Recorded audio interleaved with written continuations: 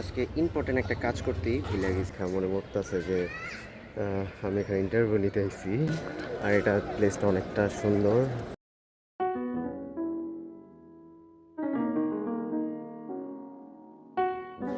Hello guys, welcome to our new blog. আশা করি আপনারা সবাই ভালো আছেন অ্যান্ড আমিও ভালো আছি। তো অনেকদিন ধরে আমি বেরোবো হইতেছে না। তো যাই হোক, আজকে সবসময় তো গ্রুপ দিয়ে আমরা মানে ট্রাভেল করি। আজকে ভাবতেছিলাম আমি স্লো ট্রাভেল করবো, মানে একা। তো যাই দেখি কোন জায়গায় আমি যাইতে পারি। সকাল থেকে ঘুম থেকে ওঠার পর আমি রিসার্চ করতেছিলাম যে কোন জায়গায় যাওয়া যায়। তো এখানে একটা জায়গা আছে ওয়ারিতে, যেটার নাম হইতেছে রোজ গার্ডেন। তো আমরা সেখানে যাব, ওই রোজ গার্ডেনে। তো যাই হোক, এখন অন দ্য ওয়ে। এখন আমি রেডি হব, যদিও এখন আমি ঘুমের পোশাকে বের আছি। দেন রেডি হয়ে এখন বের হব, বাকিটা বাইরে গিয়ে কথা বলবে। টাটা। সো গাইস, আমরা এখন রিক্সায় উঠলাম, যেতেছি। রোদ অনেক আর বাতাস হইতেছে অনেক। হ্যাঁ, রাস্তা আবার জ্যামও আজকে। দেখি কত কি আসে বিষয়। তো ইয়া,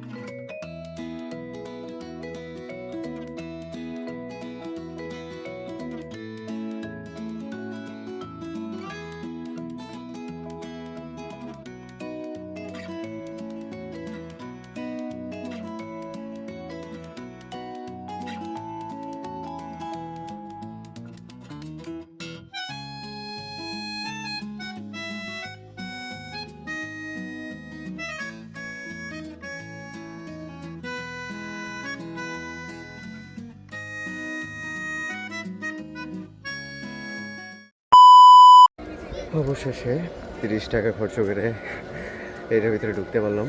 আর এটা প্লেসটা অনেকটা সুন্দর, আশেপাশে অনেক মানুষজন আছে আজকে। আজকে যদিও শনিবার। দেখি সামনে একটু ঘুরে ফিরি।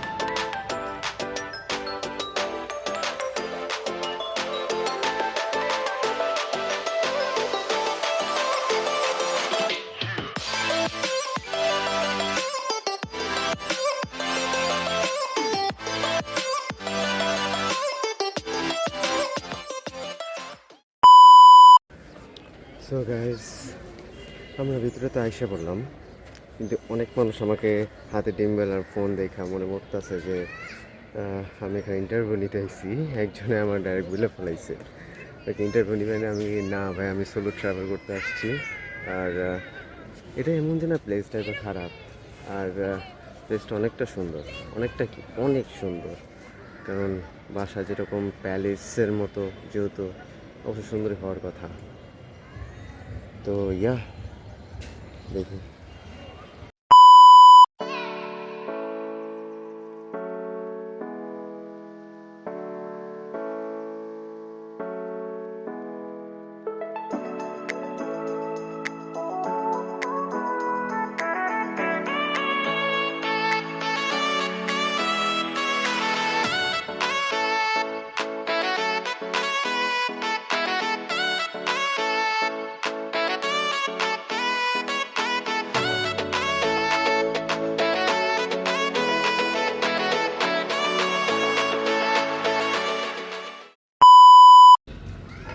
সো গাইস, আমি না আজকে ইম্পর্টেন্ট একটা কাজ করতেই ভুলে গেছি। সেটা হইতেছে সকালের নাস্তা।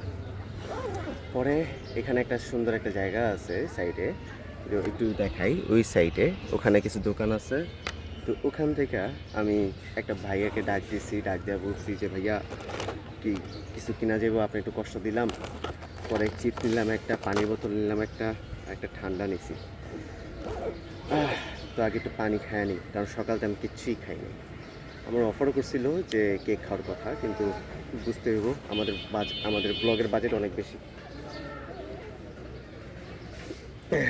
তো এখন একটা হাইপার শট নেব।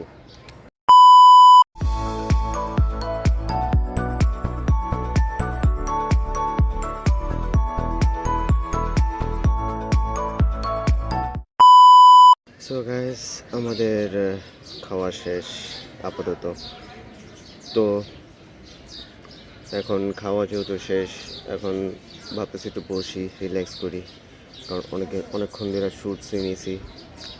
এখানে এটা বসে একটু ভালো লাগতেছে, হালকা হালকা রোদ, হালকা হালকা বাতাস, উফ সেই ফিল। আগে আমাদের এই প্লাস্টিকটা ফেলাইতে হবে, কারণ যেখানে সেখানে ময়লা আবর্জনা ফেলানো যাবে না। আর এটা আরেকটা সিক্রেট হইতেছে, এটা হইতেছে একজন কবি বা সেলিব্রিটি, যেটাই বলেন না কেন, হুমায়ুনের বাসা। 1900 সালে উনি বাসা থেকে বের হয়ে দিয়েছিল। দেন এরকম একটা স্টোরি ছিল। দেন উনি এখানে স্থাপন করছেন এটা ইটালিয়ান আর রাজকীয়ভাবে। তো যাই হোক, এখন উনি যেহেতু মারা গেছে, এটা এখন জাদুঘরের হিসেবে পরিণত হয়ে গেছে। তো প্লেসটা তো খারাপ না, অনেক সুন্দর, আশেপাশে অনেক নেচারের আবাস। আমি যে জায়গায় বসে আছি এই জায়গায় অনেক রোদ, আমার চেহারা কালো হয়ে গেছে গা। এমনিতে রাস্তা অনেক জ্যাম ছিল, আবার যে রোদ আল্লাহ দিলে, বাহ অতিরিক্ত। এখন দেখি কোথায় যাওয়া যায়, কারণ ভালো লাগতেছে না। এখানে একটু আশেপাশে অনেক কাপলসরা আছে, আর অনেক ফ্যামিলিরাও আছে। তো এখানে তো অনেক কাপলসরা শুরু করে দিছে, স্বাভাবিক করবেই এত সুন্দর নেচারের ভিড়ে। সো গাইস, আমাদের ভিডিও প্রায় শেষ পর্যায়ে। না, নেচারটা অনেক সুন্দর আছে আজকে, কারণ প্রকৃতি যেই লীলা খেলা। কারণ এটা যে এত বড় একটা প্যালেস দেখে মনে হয় না, কারণ এটা জাদুঘরই এখন হয়ে গেছে। আর আশেপাশে নেচারের গাছপালা দিয়ে এত ভরা, না ঘুরে মজা পাইছি, এটা মানতে হইব। অ্যান্ড মাঝে মধ্যে একা ট্যুর করা দরকার আছে। আমি নেক্সট টাইম থেকে ট্রাই করবো যে একা একা ট্যুর করার, বেশি দূরে না হলেও আশেপাশে হলেও ট্রাই করব, কারণ সবসময় তো গ্রুপ নিয়ে বেরোই। আজকে গ্রুপে কেউ ফ্রি ছিল না, অনেকে ঘুমাইছিল, অনেকে বিজি ছিল, জবে ছিল। তো যাই হোক, আজকে ভিডিওটা এতটুকুই ছিল। আবার দেখা হবে নেক্সট কোনো ব্লগে। আশা করি সবাই ভালো থাকবেন, সুস্থ থাকবেন এবং সাবস্ক্রাইব করবেন। টাটা।